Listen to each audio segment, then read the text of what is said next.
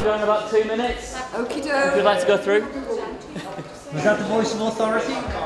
Yes. Yeah, telepathically is cool. Right, from one star to another. Yeah. Okay, Margi, right, it's great to have you here.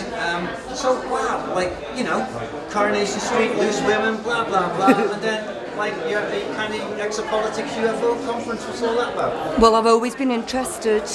You know, I've got an inquiring mind. I'm a member of the 21st century. It's information that's coming at us thick and fast. The universe wants us to have it. And I started I've always been a print junkie, I've always been a reader, and I started with David Icke's books, but 20 years ago. Truth Vibration, that's what got me on it. And then in the 90s I had a UFO experience while I was on an aeroplane, and I seen these two pink lights, and I was totally calm, really went sort of quite dreamlike, and at the time I thought I was pregnant. After this UFO experience, I fell asleep on the airplane and I woke up and I was no longer pregnant, and that started my interest into finding out about, you know, the cosmic company. I'm interested in cosmic company. I'd like to be a greeter. Basically two people coming up with basically the same bit of information, and the information is that since World War II, going in during the war, the scientists came to England and they started making man-made, programmable, generated alien life forms. Well, this is a tremendous event that the Exopolitics people in this country have continued to provide. I gather this is a promo really for the main event later in the summer. I represent the AMASH group, which is a new group researching mind control and abductees and contactees in the British Isles. And I was speaking this morning about that. Essentially our philosophy is we need exposure of information before we will get disclosure. We have a problem with disclosure in that we don't know what they're actually going to disclose. So until we push hard and expose as much information as possible into the public domain for discussion and debate, we're not going to get the full disclosure which we feel that we are owed at this time. What I think I was trying to say about that last piece is that this is something to do with a global shift in consciousness, which I think we're now seeing coming about, and it will take place at the level of our DNA. So my space brother has told me, and what other people are receiving also. Unfortunately for you, I'm French, so some words can be wrong. My main topic is the exo-civilization. It means exo-civilization from outer space. Involving brainwashing, genetic engineering, genetic experimentation, basically social engineering. And the term here is an underground alien facility in England, and it's designated, its name is AL499. Larry Warren was the first person to really keep the Rendlesham Forest UFO thing pot boiling. The Ummo file is some letters that you will see in the video, the original letters, that are letters that have been sent since the 60s. And they have been sent to many people and many scientists mainly, and UFO guys. They sent letters to mathematicians when they talk about mathematics. They sent physics to physicists. They sent biology to biologists. And most of the scientists put those letters to the garbage because most of them did not believe that some exo-civilization was able to write them something, a letter, send them a letter that seems to be too incredible. There's a problem with a lot of this evidence. It can be easily debunked because people say, well, those letters were just it was a psy-op or they were written by people on Earth, and I'm open-minded on it. I'm not convinced by it, let's put it that way. It might be a few seconds, it might be a couple of minutes, it could be a couple of hours, it might even be a day, but I prepare myself in my mind when I know that they are going to come to see me.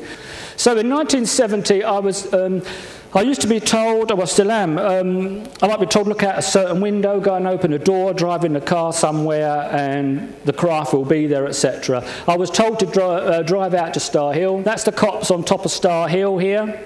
And they used to follow the contour of Star Hill, come down and hover over the cops, and they would send small lights out and all sorts of incredible things would happen. Nice to see you all here. Back in 2008. 2009, I think we were here before. I saw a few faces already that I remember from that one. When, if you remember, the mammoth Richard Hoagland's huge 3-hour extravaganza out into the night when several people got their cars locked away in the car park. At first, it was just a light in the sky, a fixed star in the heavens. As I scanned the jewel-encrusted night, my eyes kept returning to the one above and beyond the ancient fort of Scratchbury Hill. It was bright, yet looked no different to the other million suns on view that evening. So why were my eyes returning? The night was warm, as I focused on the line of silhouetted trees standing like sentinels. I traced the line of Scratchbury Hill as it made its way towards Star, the hill immediately to my right, a sacred place where so many of my experiences had happened before. Those letters claim that they are written by people coming from the Ummo planet.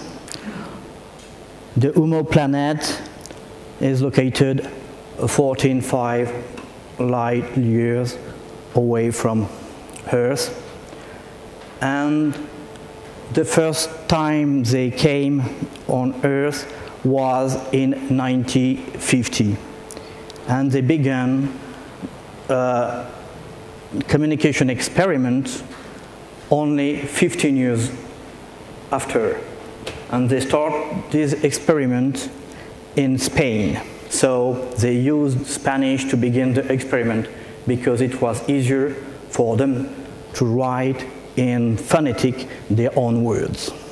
We can understand why those letters are make intelligence services uncomfortable, because those letters explain that the leaders on Earth are the most crazy, dangerous, and cynical guy that they know. Hi, Andrew. Hi. So, how important is an event like this? Well, I think it's one of the few opportunities that people get to come and listen to knowledgeable speakers in the field of alternative knowledge, and they get access to a range of subjects from people who've been looking at this stuff for quite a number of years. It's not censored. There's a wide variety of information. I myself am not speaking at the event today, but for example, I've got additional information which I think is relevant to what's discussed here, but people might not have come across it. A couple of people I've spoken to today, I've told them things which I think are very important and they didn't know. Now this is where we're getting onto this character called Ron Adams. Now the Adams family was given full access, as it turns out, we now found out, was given full access to Rendlesham Fire, to the Bentwaters base, right? The problem was, as I mentioned in my introduction, after the interview I did with Ron, he was dead. The Greys came to him every night, terrified as much, and he was dead. It's good to be back in Liverpool again. It's always a great community to come and see the Scouts community. It's got a certain structure to it. There's all stuff to do with file release, government, pressuring government, disclosure and stuff. And to a degree, that's all very important. But the UFO issue is a very strange issue. It's full of what we call high weirdness. And so we're trying to look into some different aspects of that. And ET communication is a core part of that. So hopefully this will give you a slight insight into a slightly different slant on the whole ET issue, and I'll be interested to know after this what you think of it, and if you've got any ideas yourselves, come and grab me. Yes, We are controlled at all levels in our society, and the media does its best not to inform us of the true nature of reality. But when will we stop and think and open our minds to who we truly are? We are all ancient souls with a divine right to our own independence as free thinkers, and no one should keep us in the dark. So what's your take on today's event then, Richard? Today's event, well, you've perhaps had other people giving their own opinions of this event, and I'm sure a lot of them get very excited about UFOs and other phenomena.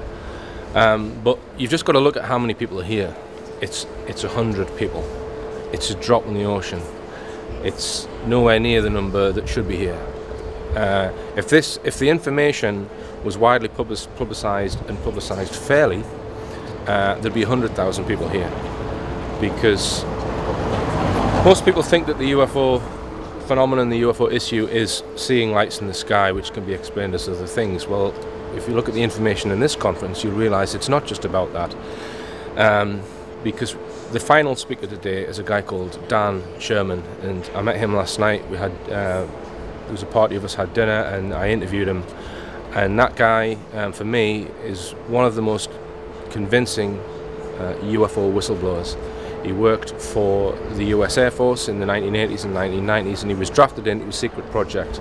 And it's a complicated story, but once you look at Dan Sherman's testimony, it's very, very difficult to write him off as a whistleblower. And if you take on board as truth what he is saying, the implications are earth-changing. They are that the Americans have been collaborating with another race, another intelligent race, probably not from this planet, and they've been collaborating since the late 1940s and 1950s. And not only that, they've been collaborating, and those extraterrestrials who have been here, according to Sherman, had an abduction program, and they're in cahoots with the NSA, that's the National Security Agency of America. They were abducting certain people to carry out certain procedures on them. And one of those procedures involved altering fetuses inside a female's womb.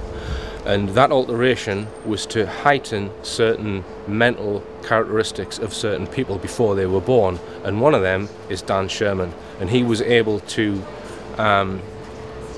telepathically, that's the only word I can use to describe it, he describes it as intuitive communication, to telepathically communicate with another entity that Dan Sherman doesn't even know where that entity was, doesn't know whether it was on this planet or elsewhere in the galaxy. And I did ask him, this kind of telepathic communication that he was trained on, and you need to watch his testimony before you become skeptical of this, because he's extremely convincing. I did say to him, well, our normal communications work at the speed of light. That's 186,000 miles a second. And according to Dan, he feels that this kind of communication is not working in that mode. It's even more instantaneous than an electromagnetic communication message. So is it beyond physics as we know it then? Physics as we know it, you might say. But I encourage people to watch his testimony, and he's the final speaker. Thank you, Neal. As he said, my name is Dan Sherman. I wrote a book called Above Black. I'm going to try to speak slowly because I know I have an accent.